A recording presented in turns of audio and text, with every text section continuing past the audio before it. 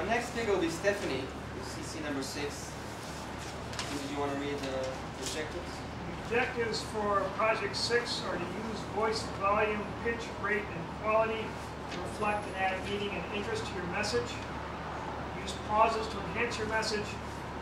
Use vocal variety smoothly and naturally. Please welcome Stephanie with her speech, Exceptional.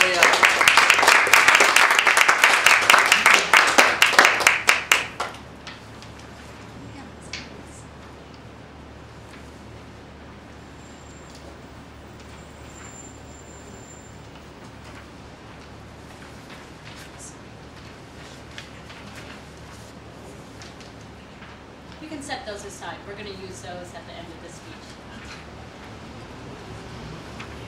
Last summer, I took a trip to the Middle East. I went to Egypt, Israel, Palestine, or the West Bank. And every time a local person asked me where I was from, I'd say, Chicago. They would get this look of horror on their face. They would say, Chicago, it's so unsafe, there's so many guns. How can you live there as a young single woman? And the first time I heard this, I laughed, and I said, oh, I live in a very safe neighborhood. I'm okay. I'm very safe. But after I heard this, maybe about 10 more times, I thought, is this really the perception people have of Chicago? Do they really think it's this unsafe? In a part of the world where suicide bombers are a regular occurrence, they think Chicago is not safe. That, to me, was a wake-up call.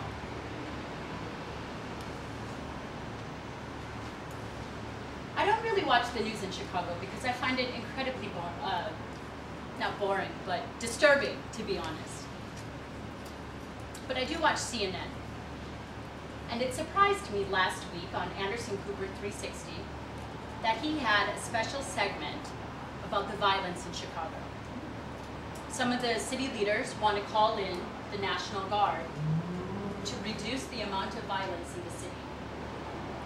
I thought this was crazy. I had no idea that the level of violence in Chicago was so high that we had to call in the National Guard. Anderson Cooper went on to say that so far in Chicago there have been 113 homicides in this year alone. And that sparked my interest. I went and I did some research, and I found that in the year 2008, in Chicago we had 511 homicides, just for Chicago. And if you put that in proportion to our population, it's 17.6 homicides per 100,000 people. If you compare that to other cities in the US, safer cities, or cities in Western Europe, they have 2 to 3 homicides per 100,000 people in the population. So we're at 17.6, they're at 2 to 3. Clearly, this perception that the world has of Chicago is accurate. It's not a perception, it's actually the reality. So I watched this news segment and I thought, yeah, those are astounding numbers. I'm ashamed of our city to a certain extent. But I thought, I'm still happy in my safe little neighborhood, so it's okay. But also last week, there were 2 young ladies walking home from the bar in Bucktown, the North Damon-Milwaukee intersection, a place where I'm sure many of us go for dinner, for drinks, to go shopping. These young ladies were simply walking home from the bar when they were brutally beat with a baseball bat by a Chicago man. To make matters worse, that Chicago man's girlfriend was in the car, getting stoned, watching this happen, and did nothing to stop it. One of the young ladies is still in a coma. The other young lady is conscious, but her brain damage is so severe they don't know if she'll ever be able to walk or talk again. And to really make matters worse, the young lady who's still in a coma is from Northern Ireland. So what was a Chicago incident is now worldwide reality. This just perpetuates the reality of Chicago. Seeing how this particular incident was so close to home for me, and I have to admit I'm a little bit embarrassed and sad that it took something in a neighborhood that I frequent to wake me up to this. I found this organization in Chicago called Ceasefire, and it's an organization that was developed by the University of Chicago Public Health Department.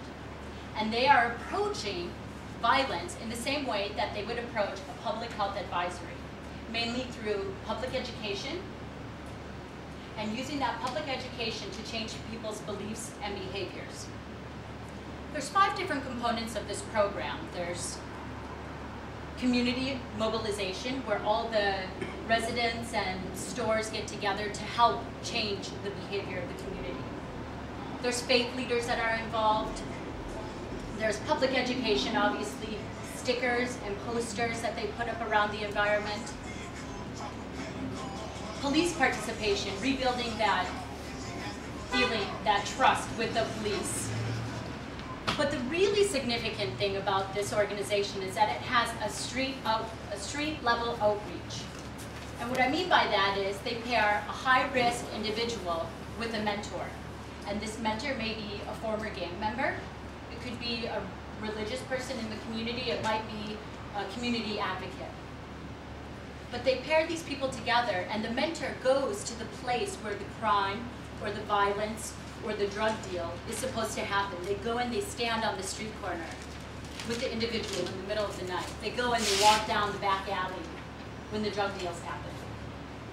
So they are looking at where the behavior is actually occurring and nipping it in the bud. So if you go ahead and look at your sheets, this is part of the website from the organization. And my question to all of you tonight is, what are you going to do to help? Go to the website tomorrow. Take a look. You can make a donation. You can volunteer to be a mentor. You can get your church involved to be a safe haven for people who are trying to escape the gang life. So please go to that website tomorrow and figure out how you as an individual can become part of the community that's going to change the reality and therefore the long-term perception of our city. Mr. Toastmaster.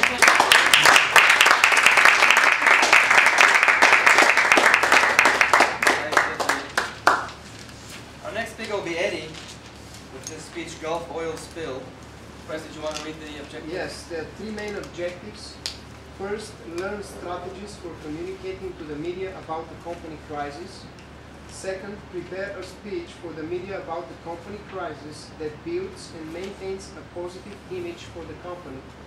And third, answer questions from the media